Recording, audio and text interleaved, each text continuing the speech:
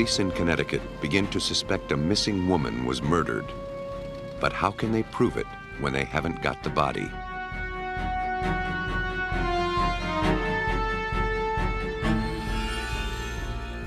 After a 14-year search, a skeleton is found in a well. Is there enough left to determine what happened?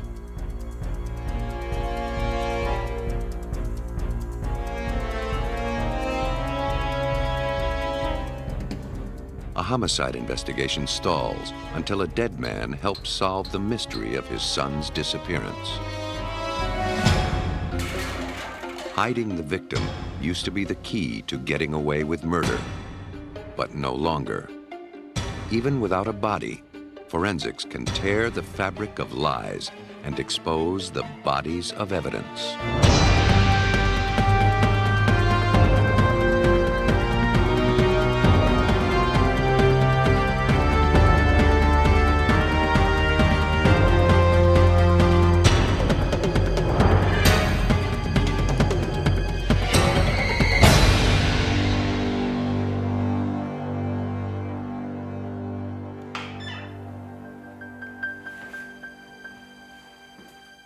A dead body. It's usually the first clue in a homicide. But without a victim, how can police catch the killer? Without a victim, how can they prove a murder occurred at all? In December 1986, Connecticut State Police were faced with just such a challenge. Helle Crafts, a 38-year-old flight attendant, had disappeared from her home in quiet Newtown, Connecticut. She left behind her husband Richard and 3 children. Her disappearance came as no surprise to Richard. Helle had recently filed for divorce after discovering he was having an affair. The Crafts' nanny, Marie Thomas, was worried. Her suspicions grew when she noticed stains on the carpet near Helle's side of the bed. She called Helle's best friend, who in turn contacted Helle's lawyer. According to State Police Detective Joseph DeStefano, Helle may have feared for her life. Helle explained to her attorney that if for some reason she disappeared or wasn't around any longer or something wasn't right, and not to take it as being a coincidence, that there was something wrong. And she had asked her attorney, please look into it. That is exactly what had happened. Helle did disappear. Police questioned Richard Crafts. Though they knew his situation with Helle was rocky, he seemed an unlikely suspect. Besides his day job as a commercial airline pilot, Richard was a town constable, sworn to uphold the law. But as state investigators talked to Helle's friends, suspicions about Richard began to grow. When people were asking Richard where Helle was, he gave several different answers. At one point he said she was visiting her mother. At another point I believe he said she was visiting her sister. At another point he said he didn't know where she was. Things that weren't consistent with what a husband would say if his wife was missing. That in itself created some suspicion. Police had enough information to obtain a search warrant of Crafts' house, but not enough to charge Richard with any crime. They still didn't know if this was a criminal investigation or a wild goose chase. At this point in time, we had no answers. All we had were questions. They hoped to find some answers in the Crafts' bedroom. By the time they obtained the warrant, the room was virtually empty, apparently to get ready for new carpeting, but perhaps also to disrupt the crime scene. Meanwhile, Richard was on his way to Florida for Christmas and miles ahead of the police. Something happened here, but had the suspect erased all the evidence?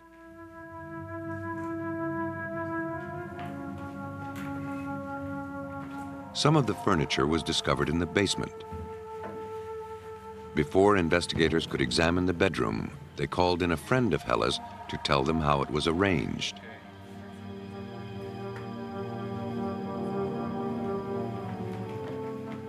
After the room was back in order, the forensics team found stains on one side of the mattress.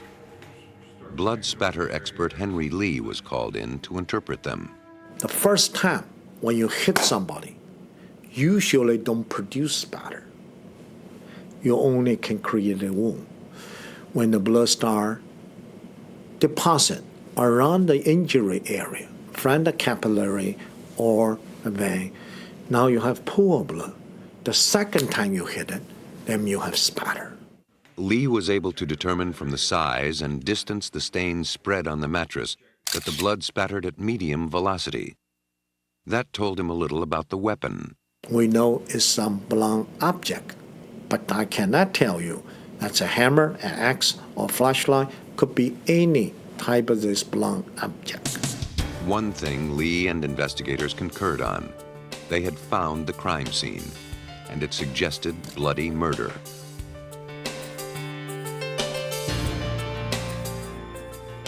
A faint pattern of blood on Helle and Richard Crafts' mattress was enough to turn up the heat on what was, until then, a missing persons investigation. Now, police felt that Helle might be dead and that Richard Crafts had killed her. But the proof was scant, shaky. They were relying more on instinct than evidence. If Mrs. Crafts was killed, where was her body? They'd have to do their homework. The next level of the investigation was a review of paperwork that we had found in Mr. Kraft's background, particularly his credit card receipts. On the roster of routine purchases, one line stood out. We found that Richard Crafts had rented a wood chipper from the Darien Rental Agency in Darien, Connecticut. Though it seemed like a shot in the dark, DeStefano's sergeant suggested that perhaps Crafts used a wood chipper to eliminate the body. DeStefano was skeptical. My immediate thought was things like that don't happen. They happen on television, but they don't happen in real life. He went to Darien Rental to see if it was even possible to use a wood chipper to dispose of a body. The rental agent showed him the chipper that Richard Crafts rented on November 18th, around the same date Helle Crafts disappeared. Okay, essentially what we have then, we've got all the material being fed in through this end. Right. And it's coming in contact with the cutters on the wheel over here. Yeah, which is spinning. Now, about how thick is that wheel? About 2 inches? 2 inches, yes, sir. And that's solid steel. Yeah, it weighs about 900 pounds. 900 pounds. Those blades, one on either side. So once that wheel gets moving, nothing stops it. No, not at all. The only thing that happens is whatever hits that gets cut. Yeah, you could throw a piece of steel in there, it wouldn't make any difference. It would cut it up.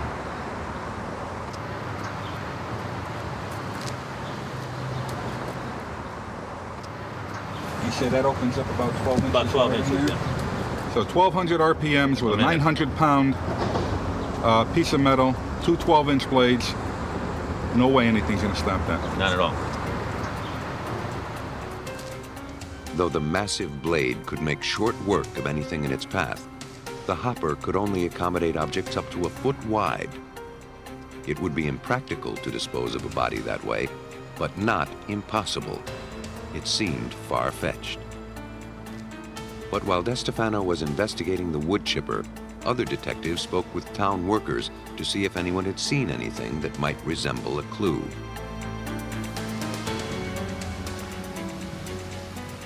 A utility worker reported he was out in the early morning of November 19th. He saw someone operating what looked to be a wood chipper on River Road, adjacent to the Housatonic River. That chance observation propelled an otherwise stalled investigation.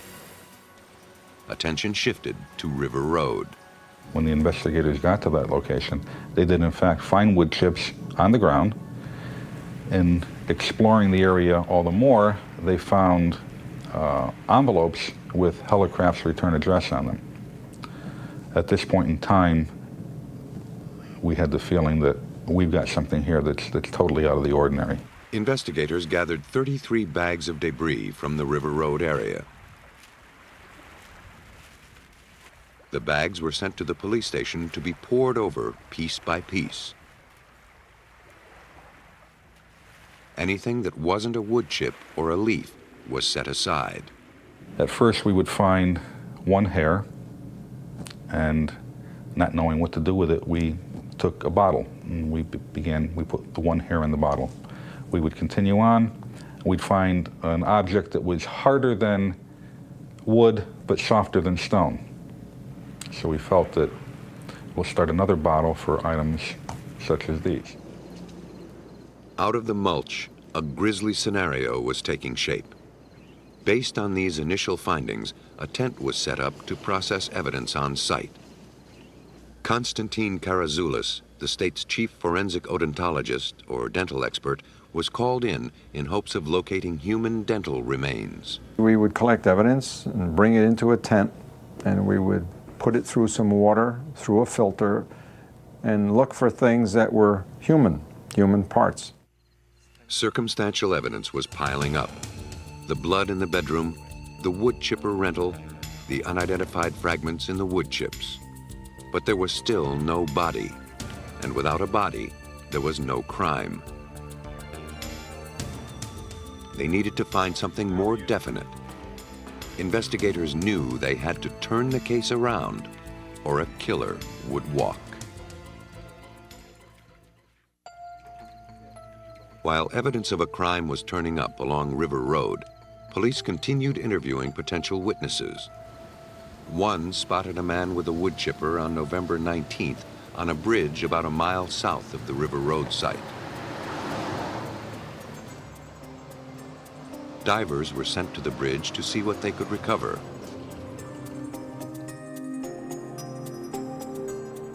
The water under a bridge is the repository of all things broken and discarded.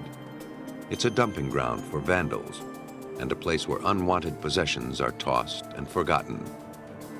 Most are mundane, but sometimes the unexpected turns up.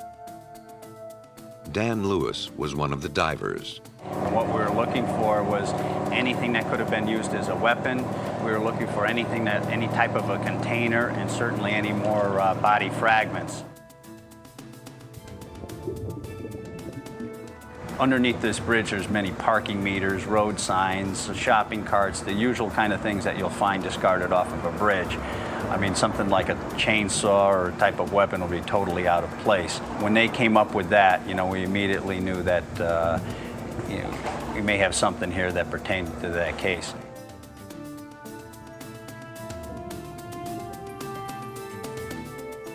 Like everything else in this case, the chainsaw's connection was tenuous. The tool was sent to Dr. Lee's lab to see if a link could be made. Meanwhile, a mile north at the tent, Detective DeStefano was making a gruesome discovery of his own. I had just put some debris into the screen. I had rinsed it off, and my normal course was after I would rinse, I would go through it with my fingers just to make sure that it was totally rinsed. As I was going through, you develop a certain feel for what you're dealing with, and wood chips have a certain consistency about them. As I went through, I felt something that didn't feel like a wood chip. It felt slippery. And when I held it under the light, I found it to be the tip of a finger. The evidence of the crime was becoming ever more apparent, but it still wasn't strong enough to prove Helle's murder or to name her killer. The pieces would start to come together in Lee's lab as the chainsaw was studied. The chainsaw deposit in the river must have a reason. We initially don't know what's the significance and the linkage. But by examining the chainsaw, we found tiny fragment of hair. Under a higher power magnification, microscopic examination, we made a determination that's human. Not only human, we noticed this hair was bleached and dyed. To Lee's assistant, Elaine Pagliaro, the bleached and dyed hairs were all too familiar. Over 2,000 of them had already been recovered from the wood chips and examined.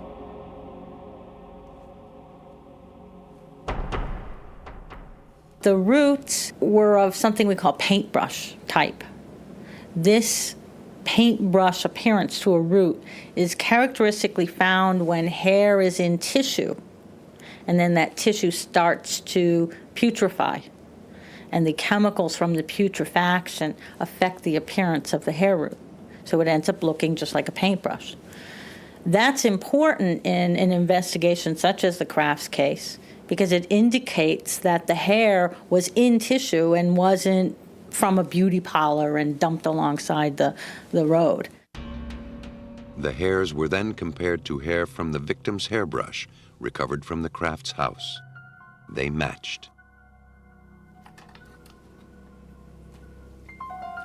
The chainsaw was then taken apart.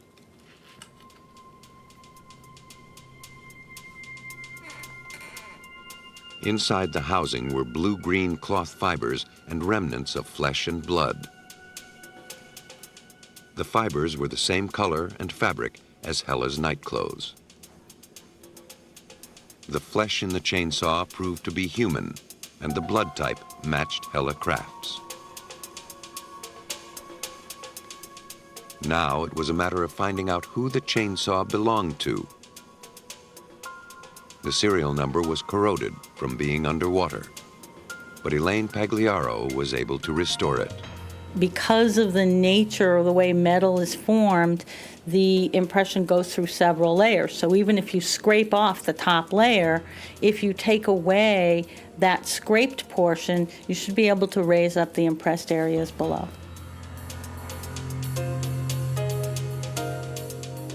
She applied a chemical to the surface of the plate, which dissolved the corroded layers of metal, revealing the serial number.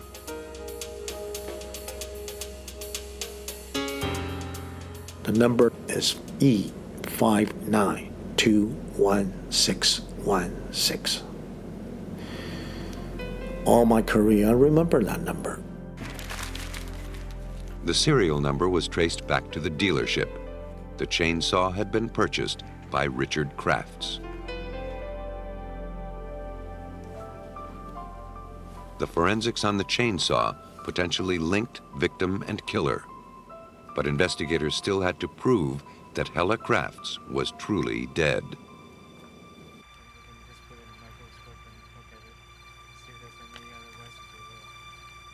After combing the banks of the River Road site for more than a week, Dr. Karazoulis found the final piece of the puzzle. And as I looked down, I noticed there was an object.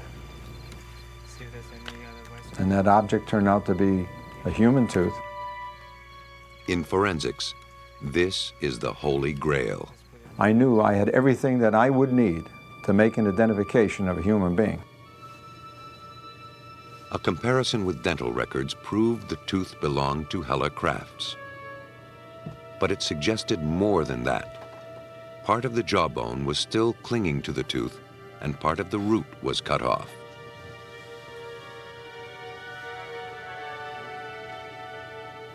If this tooth were just removed, you wouldn't see this type of a fracture, or you wouldn't see bone attached to it in this way. So I believe that some force broke this tooth from its seat in the jaw and crushed whatever it was holding to pieces. That force could have been a chainsaw or a wood chipper. Richard Crafts could be connected to both objects, and now indisputably to the victim, his wife, Helle Crafts. The circle was closing in on the airline pilot. The condition of the tooth, coupled with the hair and skin evidence, was enough to allow the medical examiner to declare Helle Crafts dead, 2 months after she disappeared.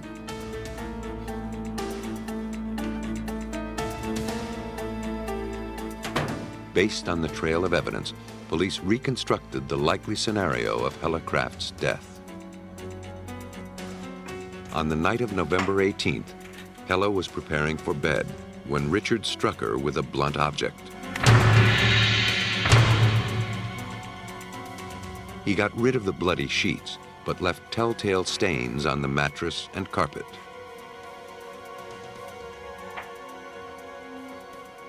He had already rented the wood chipper, probably for some legitimate purpose. Then he realized he had the opportunity to kill his wife and use the chipper to dispose of her body. But he knew the opening in the machine wasn't wide enough to fit a human torso. That's where the chainsaw came in. This isn't something that you would do to an animal. It's just not something that you do. I mean, it's totally beyond the realm of what people do to each other. Only 6 ounces of material from Helle Crafts' remains was ever recovered. Less than 1/1000th of a human body. But it was enough for the police to make their case. Most people don't realize 2 things. Number one, the lengths to which the police will go to investigate a crime. And number 2, the power of forensics. They don't realize the new developments that have happened within the past few years that have revolutionized forensics in criminal investigation. It's incredible what can be done now when you blend science with investigation. For his crime, Richard Crafts received a 50-year sentence. His unconventional way of disposing of the body proved to be his undoing, though it took a battery of forensics experts to prove it. But not everyone has access to those resources. One woman's desperate search for her sister would consume 14 years of her life. Ava DeHart was looking for a good time, but she fell in with a bad crowd. Her circle of friends was a motley group of biker wannabes, a touch of menace in the otherwise sleepy riverside town of Fredericksburg, Virginia in 1982. They hung out at a place called the Joker's Wild, a loose-knit gang with too much time on their hands. Ava's boyfriend was the leader of the group. His name was George Patsalis, but he called himself George Sparta. He was a man who was more feared than respected. Ava had dated him for 8 years. During that time, their relationship grew more abusive. Occasionally, she'd leave him, but never for long. On July 20th, 1982, Ava left her house to go to work at the Joker's Wild. That was the last anyone ever saw of her.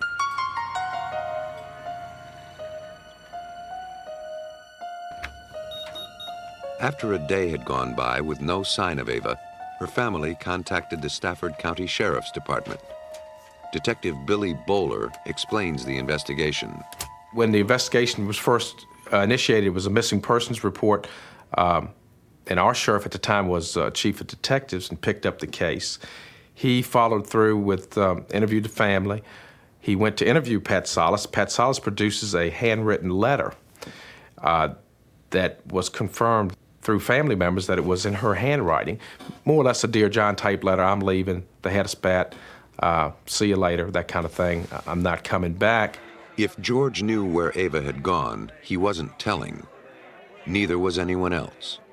With no leads and no clear signs of foul play, the sheriff's investigation could go no further. I think Patsalis, of course, was targeted as a suspect or an individual responsible right from Jump Street, but they had no one coming forward with any information. There was no, we had no body, we had no forensic evidence, we had no Ava DeHart. And Ava's family had no consolation. Ava's sister Debbie suspected a conspiracy of silence among the gang at the Joker's Wild. She felt the police weren't taking the case seriously. She knew that if Ava was to be found, she'd have to go it alone. The attitude was a bit hard to deal with in the beginning because I would take them a rumor that I heard or someone that said something, and they would contact me again and tell me they'd followed up on it, and then we'd go through this cycle, this whole roller coaster, emotional roller coaster of going to them and giving them information and then having nothing come of it. And it was very difficult to deal with. Debbie was relentless in her pursuit of the truth. Desperate to find her little sister, she bulldogged every member of the Joker's Wild gang, pumping them for information, taking copious notes. She knew her only hope lay with the surly gang of bikers who said they were Ava's friends. But no one would talk. they were all afraid of George Patsalos. The weeks unfolded into years, but Debbie endured, even though she was forced to realize her sister was probably dead. My friends say that when I get resolve on an issue, that I don't let go. And I guess I'd wavered in my own heart and mind many times about what I always knew that she was dead, but I'd wavered in my own mind about what could have happened. In 1996, a news story caught Debbie's eye. A story about a woman in a footlocker. Her remains were found in Frederick, Maryland in 1982, the same year that Ava disappeared. Identification techniques weren't as sophisticated then. The body had been misidentified, and the new identification was a young girl, 22 to 26, the right height, the right weight. She was found within 4 weeks of my sister's disappearance and had been missing approximately, been in the trunk approximately for 4 to 6 weeks. And so I just really had a very emotional response to that. The search for her sister would lead her to the largest collection of anatomical remains in the United States.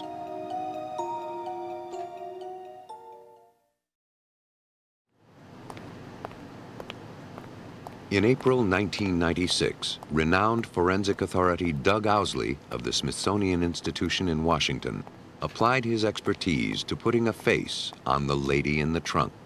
Well, that was then printed in the papers, and it turned out that Debbie DeHart, the sister of Ava DeHart, happened to see that in the newspapers, and she thought, could that possibly be Ava? Because Ava had disappeared in 1982.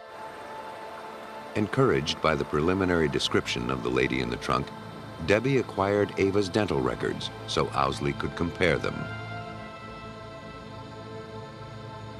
But sadly, the dental work didn't match. The lady in the trunk was not Ava DeHart. Debbie DeHart's quest showed no sign of ending, but the lady in the trunk provided some unexpected help after all. There was so much publicity surrounding it. There were TV people and media people pursuing me, and I did some interviews. And as a result of that, I started to get phone calls. People were interested again. And I got some anonymous calls, people with little bits and pieces of information, but information I had needed all along.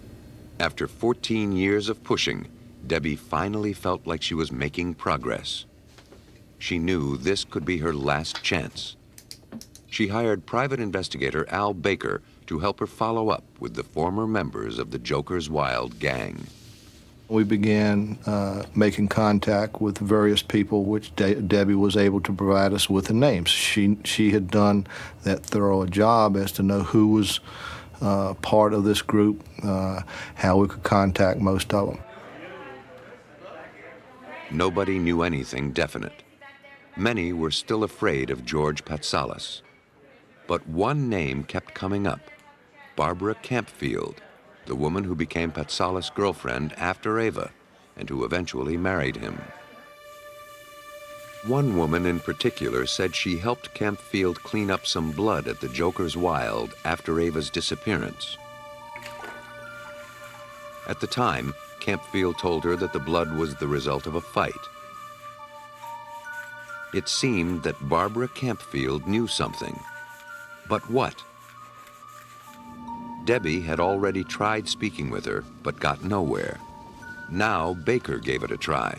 I started off by introducing myself to her, providing her my card, giving her phone numbers, and calmly explaining to her that we were now in the investigation with the DeHart family and that we were not going away, that this investigation would continue, was not going to stop, and we were going to talk to everybody we could to try and find out where Ava was. Baker kept pursuing Campfield. Realizing that Baker wasn't going to let up, she was persuaded to work out a deal. She began cooperating with Detective Bowler and the Stafford County Sheriff's Department. she directed them to an abandoned home site outside of town. Campfield told Bowler that on the night Ava disappeared, George Patsalos asked Campfield to help him dump something heavy down a well. He told her not to ask any questions. She never dared to. The well was pointed out to us. We subsequently got a search warrant for the property, went there with the assistance of the state police and the Orange County Sheriff's Office, and called the Fairfax County Fire and Rescue folks to come help us actually in the excavation of the well. After making sure the conditions were safe, the fire and rescue workers were slowly lowered into the claustrophobic depths of the well. The hole was less than 2 feet square and 19 feet deep. Soon, the workers were hauling up buckets of soil and debris, years of accumulated leaves and dirt that concealed whatever lay below. Then bones started coming out. They were laid on the ground beside the well so an anthropologist could see what they'd found and what was missing. It was clear the bones were human and female.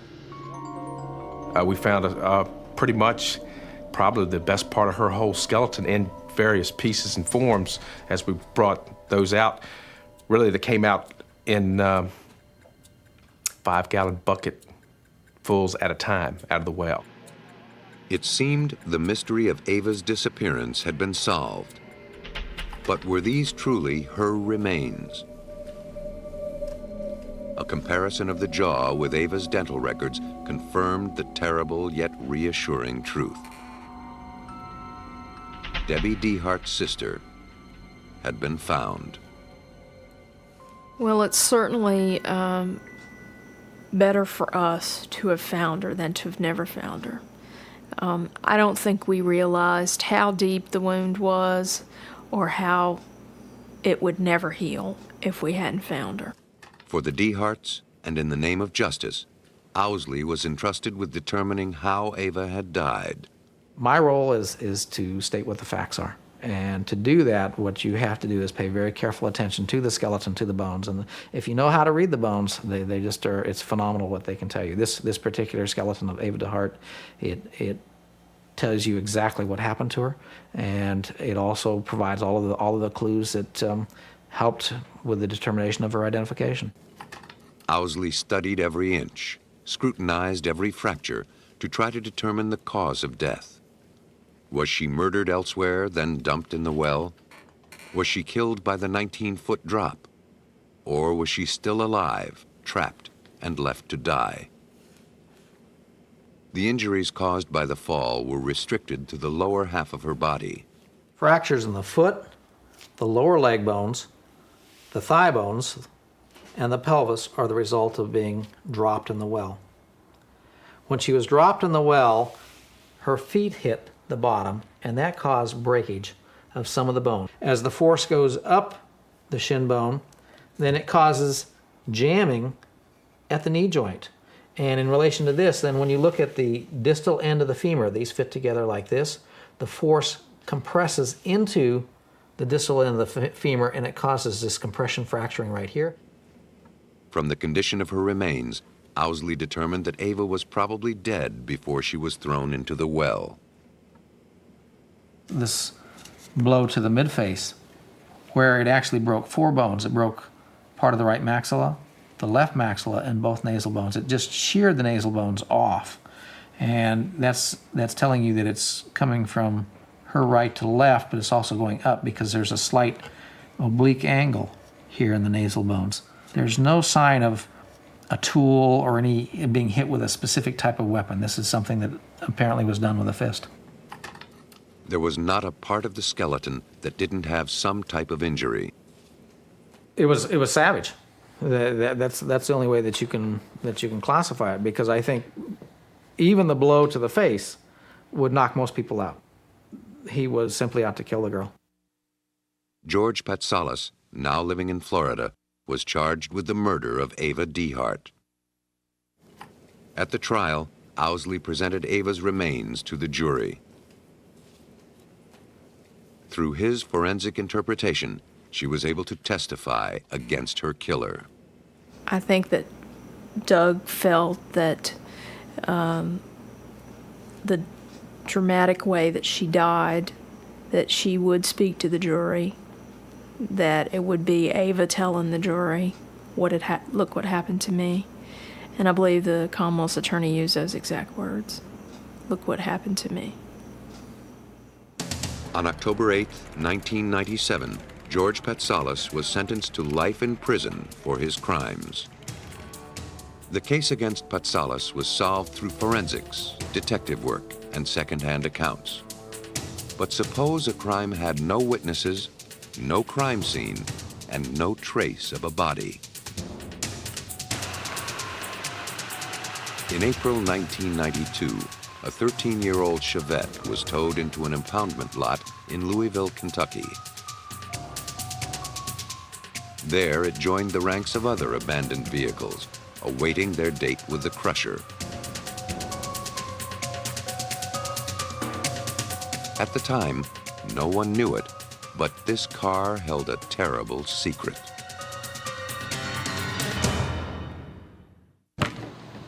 Got it. Go, John. Everyone in New Albany, Indiana, knew that Eric Humbert and Jonathan Whitesides were the best of friends. They worked together in the U.S. Geological Survey, and they played together after work and on the weekends. So it only seemed fitting that John Whitesides was the last person to see Eric Humbert alive. On the evening of January 15, 1991, after a game of hoops with their co-workers, the two drove to the auto shop to drop Whiteside's truck off for repairs before heading home. But by 9:30 that night, Humbert still hadn't arrived at his house. Eric's wife, Missy, said she phoned Whitesides to see if he'd seen him. Whitesides told her Eric had left just a few minutes ago and assured her he'd be arriving home any minute. But the minutes turned to hours. At 2 a.m., Missy called Whitesides again. Eric still wasn't home, and she was worried. Jonathan said he'd be right over. Eric never returned. Though Missy had spoken to the police the day after Eric disappeared, she didn't file an official missing persons report until 2 weeks later. Their relationship was becoming strained, and she thought Eric may just have wanted a little time by himself. But now she felt something terrible had happened. Eric was gone too long. He wouldn't have left his 18-month-old son. That wasn't like him. Detective Keith Whitlow of the New Albany Police led the investigation. We began interviewing co-workers. There was rumors that Eric may have had a girlfriend in another state. We checked with that person, and she hadn't seen Eric. So his disappearance was pretty mysterious to everyone. Not only was he gone, but also was his automobile. There was without a trace. But something of interest did come from interviewing Missy's co-workers. Many said that Jonathan frequently picked her up at work. Some claimed that Jonathan and Missy were having an affair. Suspicions centered around Jonathan Whitesides, but there was not the slightest evidence that anything illegal had happened, nothing to link him to any wrongdoing. The two may have been guilty of indiscretion, but there's no law against that. Months went by.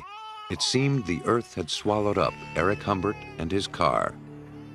Meanwhile, Whitesides moved in with Missy and her son.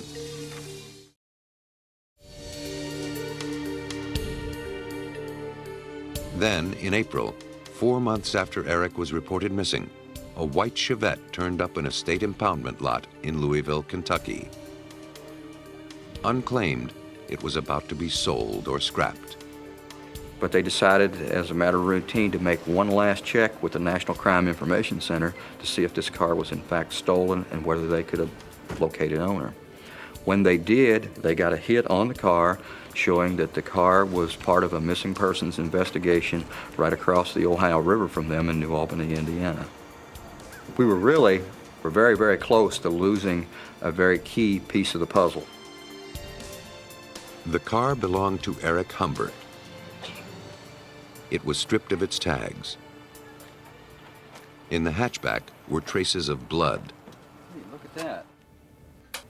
Louisville detectives interviewed Whitesides, the last person to see Humbert alive. Do you know who killed Eric Humbert? No. He consented to a polygraph exam. Do you know where Eric Humbert is? No. He failed. Did you kill Eric Humbert? No. When confronted with the results, Whitesides admitted he knew more than he let on. He told police that after the basketball game on the night Eric disappeared, the two men drove to the auto shop to drop off Whiteside's truck. Afterward, they drove to Whiteside's house to work on another car. From there, Whiteside's story took a bizarre twist. He says that suddenly Eric went into a rage and accused him of having an affair with his wife and produced a knife, and that an altercation, a physical altercation between the two men developed there in the garage. During the scuffle, Jonathan claimed that Eric was accidentally stabbed in the throat, a wound which, according to Jonathan, proved to be fatal. Jonathan panicked. He thought nobody would believe the freak accident. He loaded the body into the back of the Chevette, drove several miles to a remote spot on the Ohio River, and dumped it in. He couldn't recall exactly where he unloaded it. The police were skeptical of Whiteside's tale. After his statement, he was arrested while they checked out his story. It just didn't pan out. It just didn't seem logical. We even had officers simulate the combat that he had described, and we found it very difficult to believe that it happened the way that he said that it did. Unless the body turned up, the only physical evidence to prove or refute Whiteside's story was the blood-stained Chevette. The stains in the hatchback were consistent with a wounded body being stashed there. But one feature stood out. The trunk liner contained an unusual pattern, 5 lines of blood shaped like a chevron. Some blood-soaked object had been pressed against the liner, causing the marks. They were parallel, so they couldn't be impressions of fingers. The stain was notable, but meaningless, at least so far. Under the hood, investigators found a large spatter of blood. In it was a bright green fiber. No one could explain how it got there or what it meant. Inside the engine compartment appeared what looked like human tissue. It was sent off for analysis. Forensics expert Rod Englert was brought in to study the blood evidence. He found the fine mist of blood on the distributor cap wasn't consistent with a knife wound. He demonstrates. What I'm going to do is take some blood here, and let's say that the end of this eyedropper is the end of a knife. And let's say that it has gone into my neck and I draw it back to maybe stab again, or I just pull it out very quickly. What it will cause is what's called cast off, and cast off is a resultant pattern that you see there. Now if you put these two together, as we have here, there's an enormous amount of difference between those two patterns. A knife wound creates a cast-off that comes from one direction. But what Englert saw on the distributor cap was multi-directional. And that only comes about through gunshot. To Englert, the cloudy mist of blood clearly showed that Whitesides was lying. That's the origin of that blood. In Indiana, the pattern of bloodstains in Eric Humbert's Chevette raised doubts that he was stabbed in the throat. More doubts were raised at the forensics lab in Oregon, where the tissue sample collected from the engine was studied by Ray Grimsbow. Microscopic analysis revealed the tissue was human, but it wasn't from anyone's neck. The arrangement of the cells, how the cells stained, told us that it was brain tissue. It was not from the skin or exfoliated tissue from some other area. This was neural tissue. We had to figure out then, how does it get out of a neck wound? And logically, it couldn't happen that way. A closer examination of the car revealed a single bullet hole concealed at the base of the windshield wiper. 2 small fragments were recovered and sent to Grimsbo. He confirmed they were fragments of a bullet and its copper jacket. But most intriguing was the single tiny green fiber clinging to the bullet. He didn't know what to make of it. One thing was certain. The car was the scene of a shooting, not a stabbing. Whiteside's story wasn't washing. Seeking the truth, investigators went to the garage at the house where Jonathan Whitesides was living. The garage where he said his friend had accidentally stabbed himself to death. The crime scene was now 4 months old. Would anything be left? At first sight, the garage looked clean. But soon, a 9mm cartridge was found. Days later, a 9mm handgun was retrieved from Whiteside's work van. It seemed Eric Humbert had been shot. The brain tissue and the trajectory of the bullet indicated he was shot in the head. But something was missing. Something didn't seem right. Well, we don't have a lot of blood spatter. Normally when someone gets shot in the head, we have blood and gore everywhere. In this situation, we had very little. So when we were able to identify that tissue, then as coming from brain, basically, the spatter, the bullet fragment, all tended to fit together. This person probably was shot through the head. And the question became, how'd that happen without getting it everywhere? Well, the small green fiber. I think that's when the little light went on in my head that we have a green fiber on this bullet. Bingo, that's why we don't have the blood. He had a cap on. The weave pattern of the bloodied watch cap could also have made the chevron-shaped marks in the hatchback.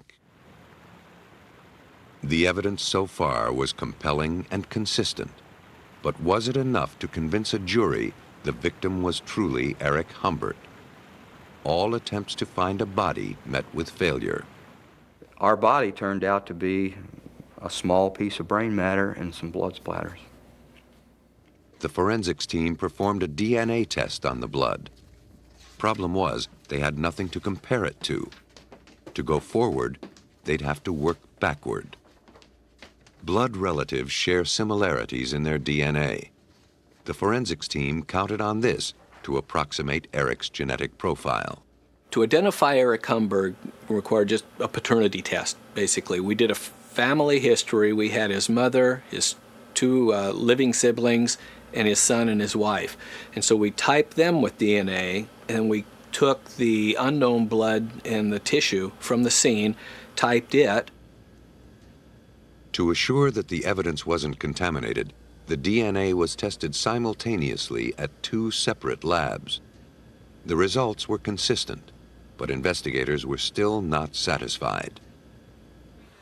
The forensics team needed to get DNA from both of Humbert's parents to be sure their findings were precise and irrefutable.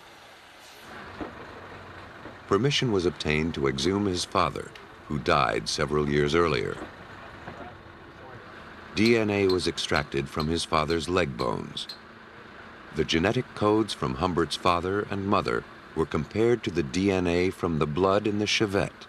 We were able to show that, beyond any reasonable doubt, that this would have been consistent with a son of those 2 people. Even without Eric Humbert's body, the prosecution had all it needed to convict Jonathan Whitesides.